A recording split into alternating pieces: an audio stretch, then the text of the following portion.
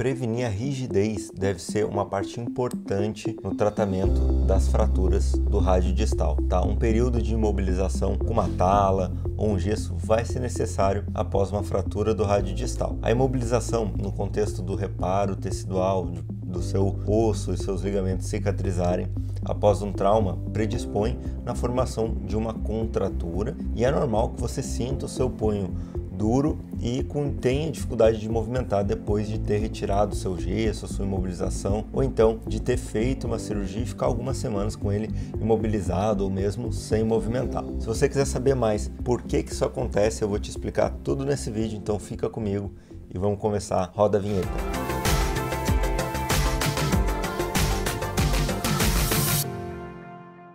Bem-vindo ao canal das fraturas, o primeiro canal de ortopedia e traumatologia voltado para você que está se recuperando depois de uma fratura ou de um problema ortopédico. Meu nome é Marcelo D'Amado, sou ortopedista e fundador aqui do canal das fraturas e do Centro Brasileiro de Ortopedia e Traumatologia e também do Método YouFit. Se você está gostando desse vídeo, já deixa aqui o seu like, se inscreve no canal, ativa o sino das notificações também e compartilha esse vídeo com quem você acha que possa gostar. Muito importante você iniciar os movimentos, os exercícios de movimento imediatamente no período do pós-operatório, né? Se o seu médico te liberar, lógico, senão segue a orientação dele, incluindo os movimentos do dedo, do cotovelo e do ombro, se você teve uma fratura do rádio distal. Por mais que você não movimente o punho em si, você pode sim movimentar o cotovelo, o ombro e os dedos, e isso é muito importante, tá? A rigidez dos dedos é uma complicação comum depois das fraturas do rádio distal. Esse difícil problema pode ser amplamente evitado iniciando os primeiros exercícios de ganho de movimento. Independente do método de tratamento,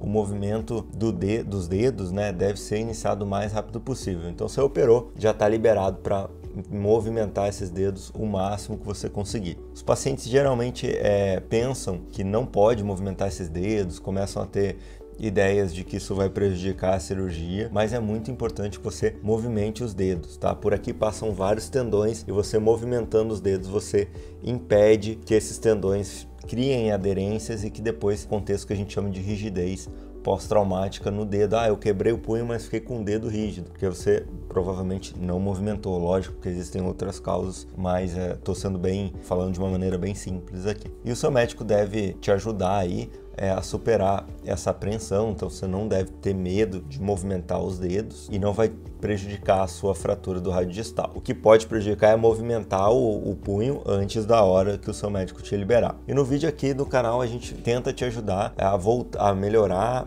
e a voltar a movimentar tanto seus dedos, ombros, punho da melhor forma possível. Tá? E de uma maneira segura e eficaz também. A rigidez, né, ela é causada pela fixação ali das camadas de tecido que tem, de modo que o tecido que era elástico, né, ele acaba tendo ligações cruzadas ali que se unem com as fibras do colágeno, ou seja, eles formam cicatrizes entre os tecidos dos tendões, da bainha, e o colágeno ele acaba sendo absorvido e depositado ali nesse tecido. Tá? E isso acontece em toda a cicatrização. Quando o tecido ele acaba regenerando, cicatrizando, ele cria um período prolongado de síntese de colágeno, né? E de deposição desse colágeno. E esse colágeno acaba fornecendo maior força têncil no tecido, cria, na verdade, cicatriz entre os tendões e os ligamentos, e com isso você acaba ficando com ele duro, né? Com um punho duro, ou seja, qualquer articulação que você imobilize por um certo tempo, você tem a formação de cicatriz e você acaba enrijecendo essa articulação, tanto a articulação como o músculo e os tendões que formam essa parte da articulação que fazem esse movimento. E o movimento normal ocorre quando essas estruturas deslizam,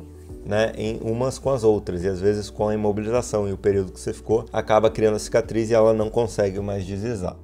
E o seu tecido pode também encurtar de forma adaptativa quando ele é imobilizado, que pode também levar à rigidez, tá? O conhecimento disponível das fases de reparo e de cicatrização do tecido apoia o início precoce de reabilitação nesses pacientes, tá? Então, o melhor método de prevenção da rigidez é o movimento, o manejo precoce ali do edema, da imobilização apenas o período necessário e do arco de movimento, você movimentar e manter esse movimento o mais rápido possível. Mas atenção, isso deve ser feito quando o seu médico te liberar. As aderências de tendões, como eu te falei, também podem ocorrer frequentemente depois de traumas que afetam a mão, tá? A maior parte da literatura sobre o deslizamento do tendão é de reparos de tendão, mas pode acontecer também depois de uma fratura. O flexor profundo dos dedos e o flexor superficial dos dedos, eles entram na mão ali passando pelo túnel do carpo, passam no rádio distal e eles têm também uma bainha sinovial e utilizam de sistema de Polis que podem ser afetados por problemas crônicos ou então também por algumas fraturas. E é importante você manter o movimento desses tendões para que eles deslizem e não formem aderência entre eles. Danos na superfície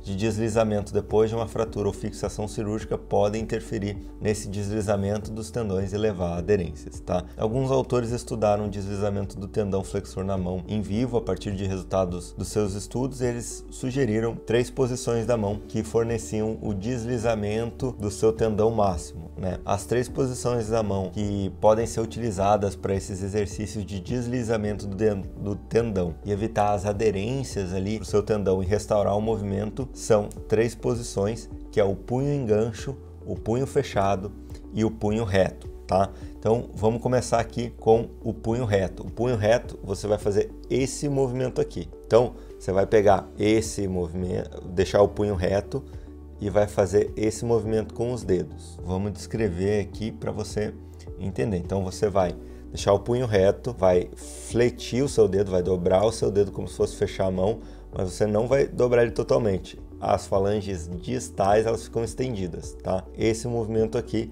vai provocar o deslizamento máximo do flexor superficial dos dedos, tá? Em relação às estruturas circundantes. O outro é o punho em gancho. O punho em gancho é essa posição aqui. Você vai fazer o quê?